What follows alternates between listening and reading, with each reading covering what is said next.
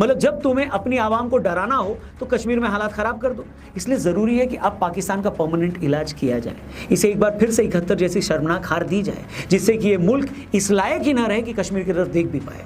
भारत को इन 26 लोगों की शहादत को यूं ही वेस्ट जाने नहीं देना चाहिए। भारत को डिप्लोमेटिकली पाकिस्तान को चारों तरफ से घेरना होगा।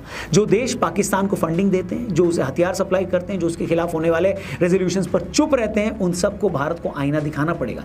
यूएन में, G20 में, ब्रिक्स में, हर इंटरनेशनल प्लेटफॉर्म पर पाकिस्तान का आतंकी चेहरा बेनकाब करना ही होगा। और सबसे इंपॉर्टेंट बात दोस्तों कि हमें अपने देश के अंदर बैठे उन लोगों को भी पहचानना होगा जो ऐसे आतंकवाद के लिए जमीन तैयार करते हैं, वो जो कश्मीर के आतंकवाद को आजादी की लड़ाई कहते हैं, वो जो आतंकियों की मौत पर जुलूस निकालते हैं, वो जो पत्थरबाजों को मासूम बताते हैं। ऐसे लोगों से अब कोई भी नरमी नहीं होनी चाहिए। ये लोग जहर बोते हैं और फिर मासूमों की लाशें गिरती हैं। हमें ये भी समझना होगा कि आतंकवाद से लड़ाई सिर्फ फौज की लड़ाई नहीं होती है, ये हर हिंदुस्तानी की लड़ाई है। जब तक देश के हर नागरिक को इस बात का एहसास नहीं होगा, तब तक कोई भी सरकार, कोई भी सेना, कोई भी सर्जिकल स्ट्राइक आतंकवाद का जड़ से खात्मा नहीं कर सकती। ये लड़ाई एक विचारधारा से है जो इंसान की जान को मजहब के तराजू में तौलती है, जो ये मानती है कि अगर सामने वाला मेरे धर्म का नहीं है तो उसकी जान की कोई कीमत नहीं है। इस आइडियोलॉजी से निपटने के लिए न सिर्फ बंदूकें चाहिए बल्कि एक जागा हुआ समाज भी चाहिए। यही टाइम है कि पीओके की प्रॉब्लम का परमानेंट इलाज कर ही दिया जाए।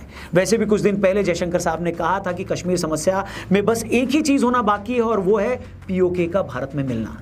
मेरी सरकार से हर हिंदुस्तानी की तरह यही गुजारिश है कि इस बार इस इस्लामिक आतंकवाद का परमानेंट इलाज कर दिया जाए, क्योंकि किसी भी देश के लिए इससे ज़्यादा शर्म की बात कुछ और हो ही नहीं सकती कि अगर उसी के नागरिक अपने ही देश में आज़ादी से घूम न पाएँ।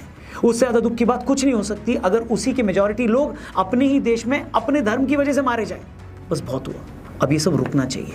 एंड में बस यही कहूँगा दोस्तों कि कश्मीर में जो हुआ है वो सिर्फ एक हादसा नहीं है, वो एक चेतावनी है। एक बार फिर पूरे देश को ये बता दिया गया है कि जिहादियों के लिए कोई भी हिंदू, कोई भी गैर मुस्लिम सिर्फ एक टारगेट है। अब हमें यह तय करना है कि हम कब तक इस चेतावनी को इग्नोर करते रहेंगे। जय हिंद।